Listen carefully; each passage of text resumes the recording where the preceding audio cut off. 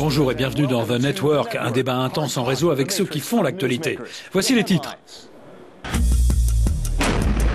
4 ans après que l'Occident a contribué à faire tomber le dictateur Mouammar Kadhafi, les gouvernements rivaux s'affrontent pour le pouvoir, dévastant le pays.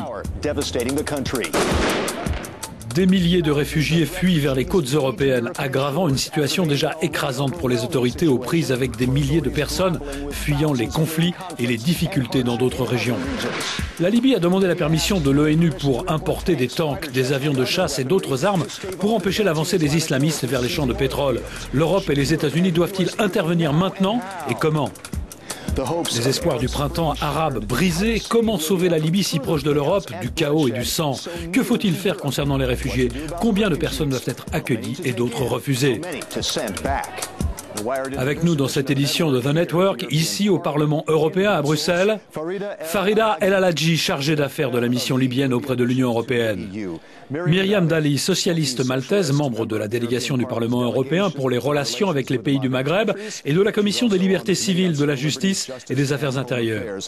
Et Marc Pirini, chercheur invité au groupe de réflexion Carnegie Europe et ancien ambassadeur de l'Union européenne en Libye. Une question qui s'adresse à vous tous en commençant avec Farida. Le chaos en Libye est similaire à celui de l'Irak. Nous avons vu que les États-Unis ont renversé Saddam Hussein et qu'ils étaient responsables de ce qui se passait là-bas. Quelle responsabilité ont les Européens dans la restauration de la stabilité en Libye? À quel point ont-ils créé cette Libye dans un certain sens? Farida. Eh bien, malheureusement, les erreurs se répètent. J'espérais qu'ils aient appris des erreurs du passé. La Libye aujourd'hui ne dépend pas seulement de la responsabilité des Européens, elle dépend aussi de celle de nombreux autres acteurs régionaux et internationaux. Ok Myriam, quelle responsabilité ont les Européens en Libye? Je dirais que la communauté internationale a sa propre responsabilité en Libye parce que je la vois comme un point d'appui dans le sens où nous avons besoin de stabilité en Libye si nous voulons de la stabilité en Méditerranée et en Europe. D'accord. Marc, vous voulez ajouter quelque chose? Eh bien, la responsabilité morale est une chose, mais tant que vous avez 3 forces en compétition, le gouvernement à Tobrouk, des milices ou un gouvernement rebelle à l'ouest et le groupe État islamique au centre, il n'y a pas de solution militaire, comme l'ont récemment dit les ministres des Affaires étrangères de l'Union européenne. En tenant compte de cela, quelle est la probabilité que la Libye se divise, peut-être le long des lignes ethniques? À quel point cela pourrait déstabiliser les pays voisins? Quel est le danger d'une Libye morcelée? Farida.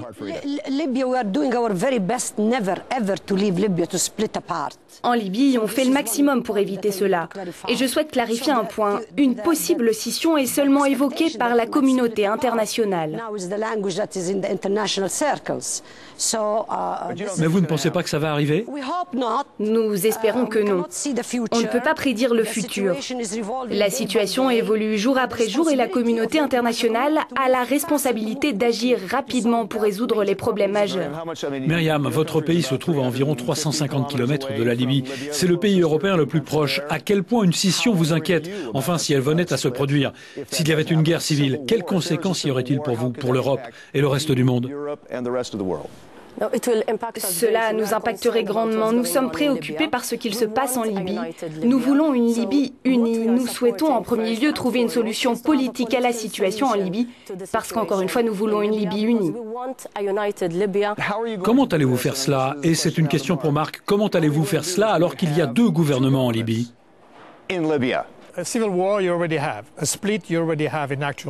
Une guerre civile, il y en a déjà une en Libye. Une scission, elle existe déjà dans les faits. Alors n'oubliez pas ce qui se passe en Syrie et en Irak. Tant que les partis ne veulent pas négocier, cela donne de l'espace à l'État islamique. C'est pourquoi l'Union européenne soutient les efforts de l'ONU. D'accord, mais Farida, comment pouvez-vous prétendre gérer un pays quand vous n'êtes même pas dans la capitale? Eh bien, vous pouvez gérer cela où que vous soyez, même si ce n'est pas la capitale. La capitale n'est pas sûre, il y a des meurtres et l'État islamique. Donc oui, notre espoir est le dialogue politique, mais certainement, je pense aussi à assurer la sécurité, assurer la levée de l'embargo sur les armes. Le gouvernement libyen légitime est l'une des principales solutions, mais il y en a aussi d'autres.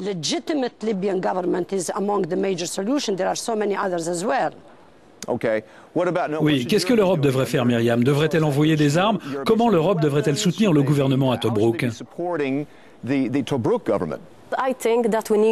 Je pense que nous devons intensifier les efforts diplomatiques. Jusqu'à présent, l'Union européenne s'est tenue à l'écart de ce qui se passait en Libye. Des États membres étaient dans le déni.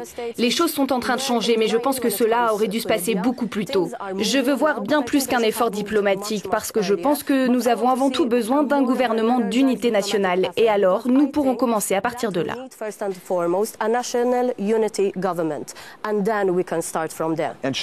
Et un gouvernement d'unité nationale devrait-il intégrer des éléments du groupe État islamique, Marc?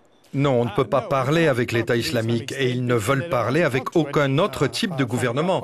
Pour l'Union européenne, la première priorité est le confinement en Tunisie. Et comment faites-vous cela?